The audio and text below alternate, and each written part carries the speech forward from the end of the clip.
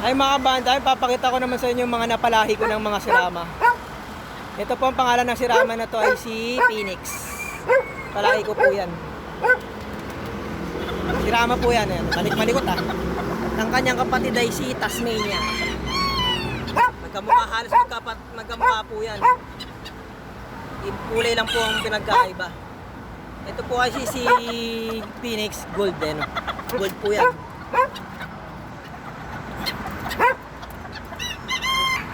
Yan po, kita nyo po, magkaparehas lang po yan. Halos, yan, halos same lang po sila ng height saka ng itsura.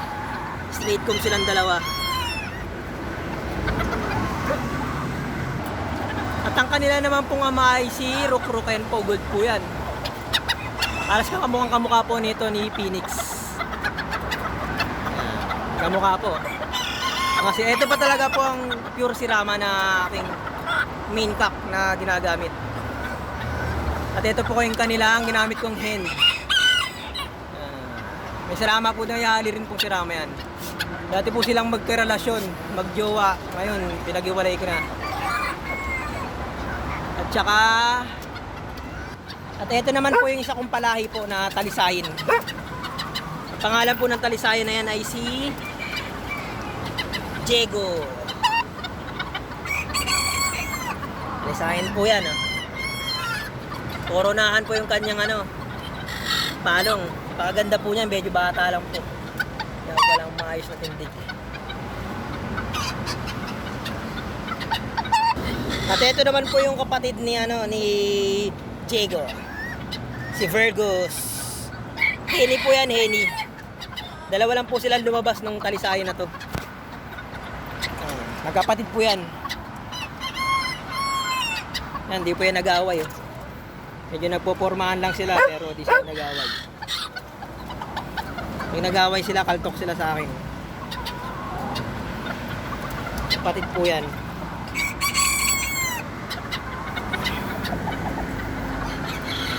Nilang ama, yung ama ng tatay ng talisayin at saka binabaying iraw. Yan po yung tatay nila. Ayun. Ang kamukha po halos ng black to eh.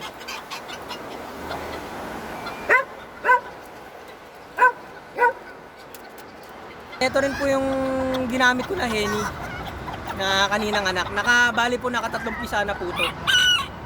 Halos marami na rin po itong naging anak. Ito, dati rin po na silang magkarelasyon yan. Nag-iwalay ko lang sila. Ang kinalabasan nila ay binabaing Henny at saka talisay. Yan lang po, maraming salamat po sa panonood. Yan po, magtatay po itong dalawa. Yan anak niya po yan. May lahi po kasi binabay talaga to. Ay binabay po talaga to. Kasi ito yung anak niya, yan, napakaganda po niyan.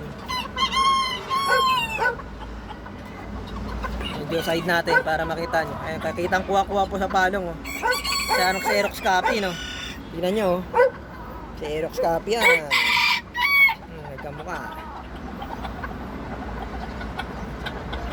Yan lang po mga banta. Maraming salamat po sa panonood. Bye po muna.